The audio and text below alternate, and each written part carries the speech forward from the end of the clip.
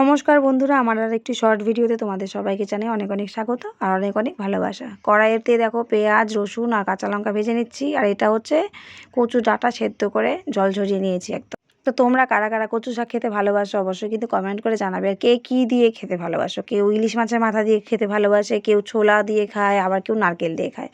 তো এক একটা মানুষের এক এক রকম পছন্দ হয়। ইলিশ মাছের মাথা দিয়ে ভীষণ টেস্টি হয়, কিন্তু আজকে দুর্ভাগ্যক্রমে ঘরে নেই ইলিশ মাছের মাথা। তো কী করব, ডাঁটাগুলি তো থেকে থেকে নষ্ট হয়ে যাবে। তো সেই জন্যই করে রান্না করে নিলাম। এরপরে হয়তো কোনো দিন আবার ইলিশ মাছের মাথা দিয়ে করব। তো দেখো সব কিছু দিয়ে কালারটা কি সুন্দর এসছে না? আর যা অনেকের আছে গলা চুলকায়, তো আমি একটা টেকনিক অ্যাপ্লাই করি মাঝে মাঝে, যদিও আজকেরটাতে কোনো কিছুই করতে হয়নি। তো হচ্ছে গিয়ে অনেকে রান্নার সময় একটু তেঁতুল মানে বীজটা ছাড়িয়ে নিয়ে ওই তেঁতুলটা চটকে একটু দিয়ে দিলে পরে যাদের গলা চুলকায় তার কোনোভাবেই চুলকাবে না।